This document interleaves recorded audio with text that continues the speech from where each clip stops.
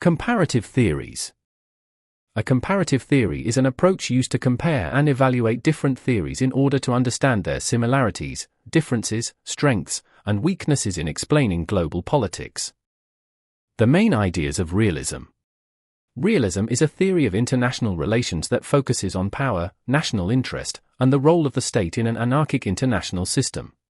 The main ideas of realism are states as key actors in global politics and the balance of power through state sovereignty, international anarchy and its implications, the inevitability of war, and the security dilemma. States as key actors in global politics and the balance of power through state sovereignty means that states are the most important actors in international relations and act independently to protect their own interests and power. International anarchy and its implications means that there is no central authority above states, which leads to uncertainty, competition, and a reliance on self-help for security. The inevitability of war means that conflict is seen as unavoidable due to competing interests, mistrust, and the struggle for power between states. The security dilemma means that when one state increases its security, it can make other states feel less secure, leading to tension and potential conflict. The main ideas of liberalism. Liberalism is a theory of international relations that emphasizes cooperation, shared values, and the potential for peace through institutions and interdependence. The main ideas of liberalism are the significance of morality and optimism on human nature, the possibility of harmony and balance, complex interdependence, the likelihood of global governance, and the impact and growth of international organizations.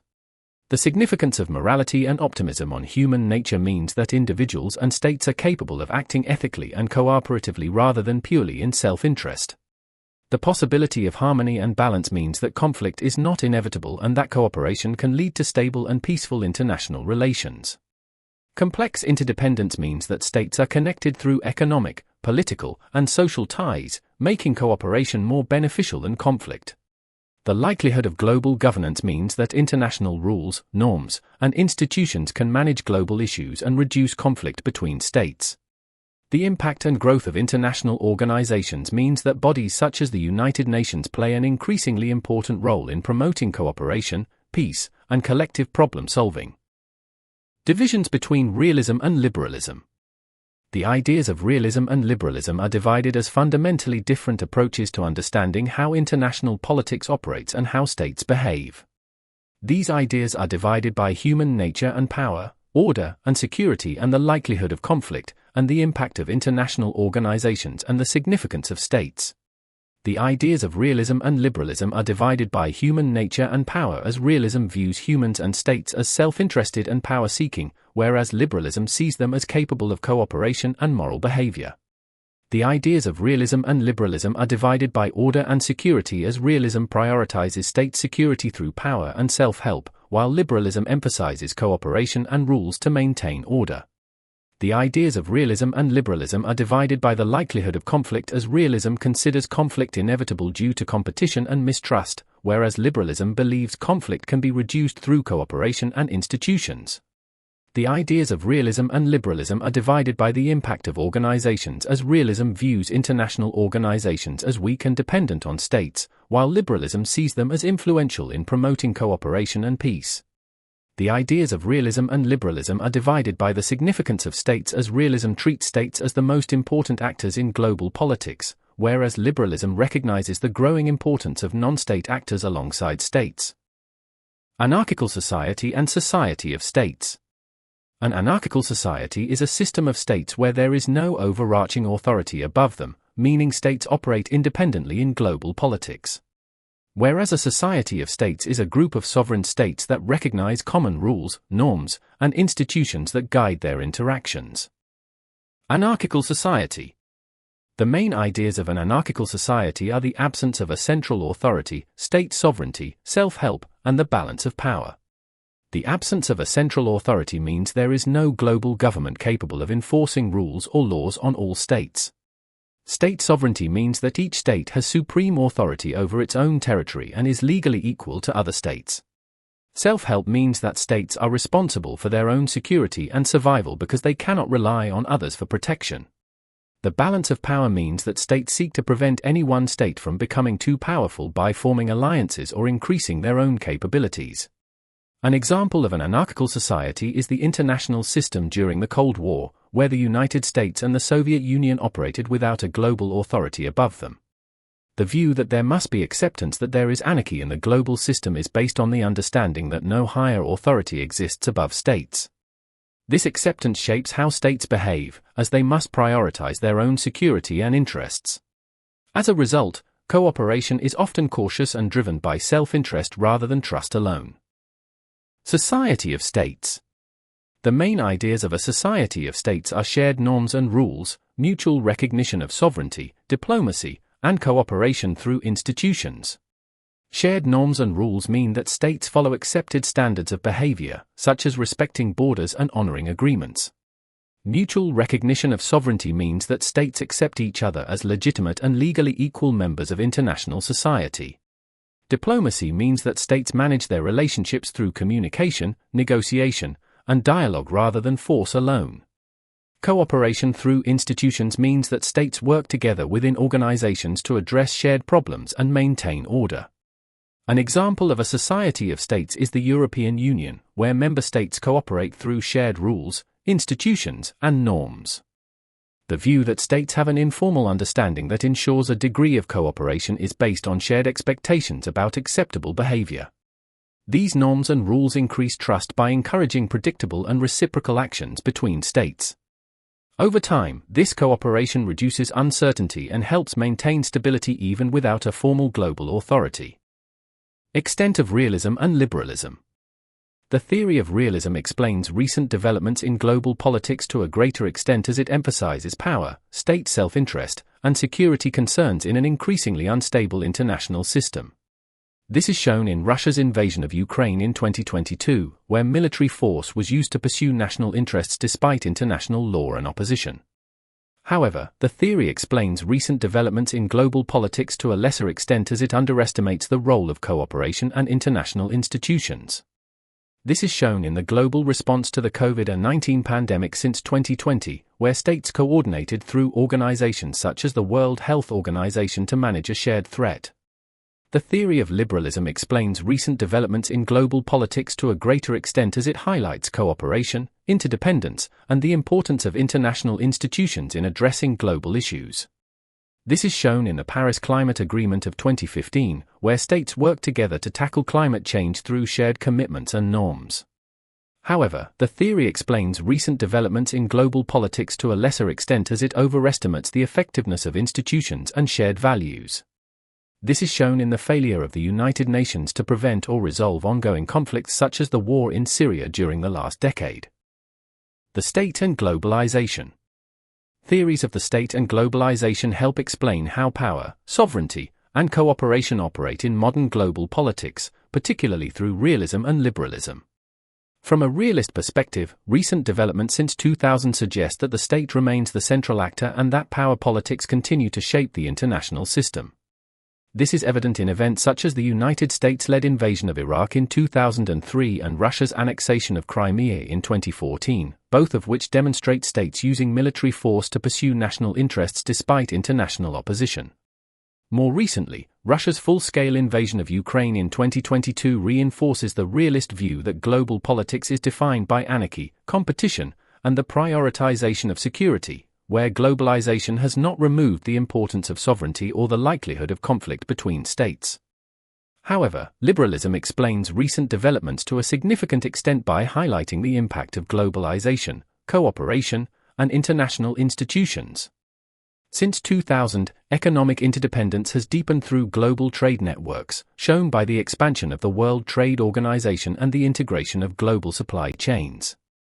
Liberal ideas are also reflected in collective responses to global challenges, such as the Paris Climate Agreement in 2015, where states cooperated to address climate change, and international coordination during the COVID-19 pandemic through organizations like the World Health Organization. Despite this, liberalism is limited where cooperation has broken down, such as the failure of international institutions to prevent conflicts in Syria or Ukraine, showing that while globalization encourages cooperation, state interests and power politics continue to constrain its effectiveness. Political and economic global governance. Theories of political and economic global governance examine how global rules, institutions, and power structures manage international relations, and these can be evaluated through realism and liberalism. From a realist perspective, recent developments since 2000 suggest that global governance is limited by state interests and power politics rather than genuine collective authority. This can be seen in the 2008 global financial crisis, where powerful states prioritized national economic stability through domestic bailouts rather than relying fully on global institutions, and in the United States' withdrawal from the Paris Climate Agreement in 2017, which demonstrated how states can disregard global commitments when they conflict with national interests.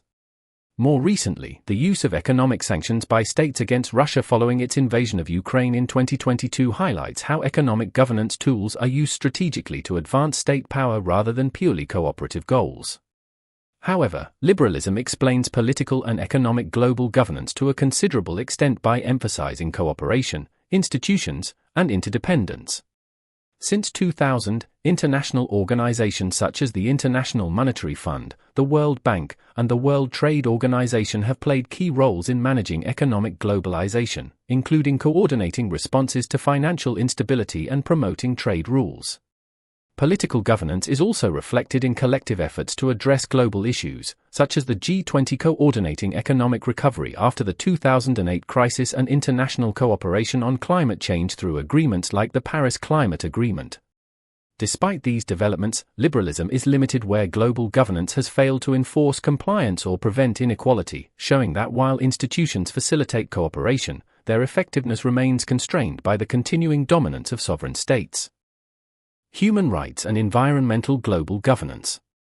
Theories of human rights global governance can be evaluated through realism and liberalism when assessing development since 2000.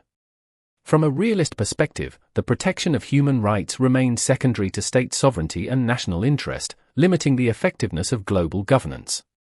This is evident in China's treatment of the Uyghur population since the 2010s, where allegations of human rights abuses have continued despite international criticism, showing that powerful states can resist external pressure. Similarly, the failure of the international community to prevent widespread human rights violations during the Syrian civil war since 2011 highlights how the absence of enforcement mechanisms and competing state interests restrict the impact of human rights norms, supporting the realist view that power politics outweigh moral considerations. However, liberalism explains human rights and environmental global governance to a significant extent by emphasizing international law, institutions, and cooperation. Since 2000, the expansion of international human rights frameworks, such as the International Criminal Court prosecuting individuals for crimes against humanity, reflects liberal beliefs in accountability beyond the state. Environmental global governance also supports liberalism, particularly through collective action on climate change, shown by the Paris Climate Agreement in 2015, where states committed to reducing emissions through shared rules and transparency. Despite this, liberalism is limited where compliance is weak, such as continued global rises in emissions and selective adherence to human rights obligations, demonstrating that while institutions promote cooperation, their effectiveness is constrained by state interests and unequal power. Power and developments. Theories of power in global politics can be analyzed through realism, which argues that states seek to maximize power and security in an anarchic international system. Since 2000, realist ideas strongly explain developments where military and economic power have been used to advance national interests.